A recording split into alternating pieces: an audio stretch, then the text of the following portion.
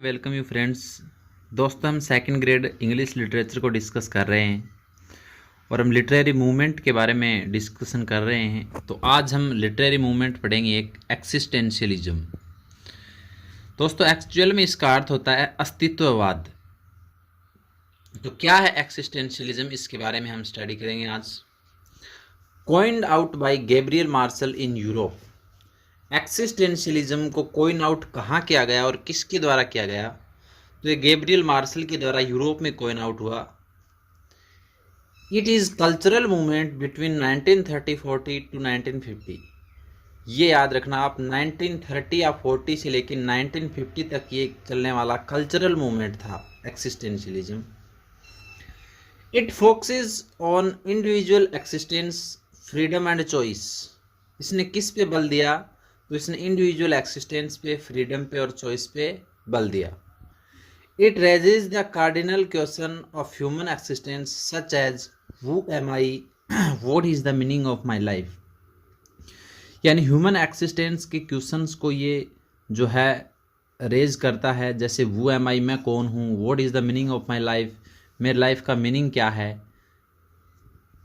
फिर existentialism mainly deals with the idea और philosophy that I am responsible for my life, my situations. Existentialism है जो mainly deal करता है इस आइडिया से और फिलोसफी से कि आई am responsible for my life, my situations, कि मेरी लाइफ और सिचुएशंस के लिए मैं ही क्या हूँ, रिस्पॉन्सिबल हूँ। This movement reached its peak in mid 20th century in French and English literature. ये अपनी पीक पर कब पहुंचा? तो 20th सेंचुरी मिड, यानी 20वीं शताब्दी के मध्य में पहुंचा फ्रेंच और इंग्लिश लिटरेचर में। एक्सिस्टेंशियलिज्म इज द मॉडर्न थ्योरी और फिलोसफी ऑफ लाइफ। ये मॉडर्न थ्योरी और फिलोसफी है लाइफ की। इसका सेंट्रल आइडिया क्या है एक्सिस्टेंशियलिज्म का? तो एक्सिस्टेंशियलिज्म का सेंट्रल आइडिया है एक्सिस्टेंस परसीड्स एसेंस। यानी एक्सिस्टेंस है वो इसेंस का है, परसीड्स, इसेंस होता है सार। Major writers and examples of एक्सिस्टेंशियलिज्म।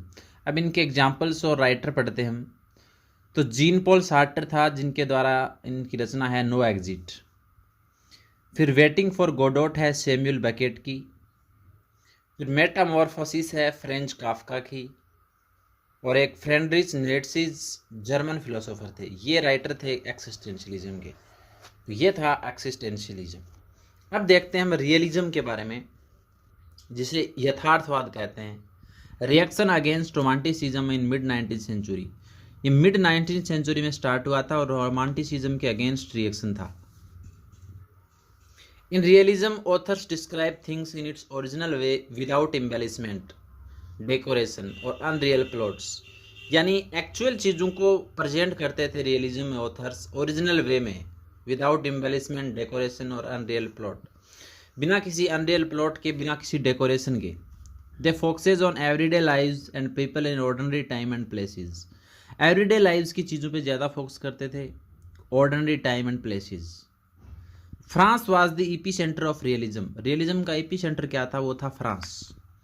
The writer Stendhal Marie Henri Beyle with his writing the red and the black and the Charterhouse of Parma. ये कुछ एग्जाम्पल्स हैं रियलिज्म के। This movement dead down around the mid 20th century. मध्य 20वीं शताब्दी में ये movement dead down हो गया। Its impact lies on most modern writer.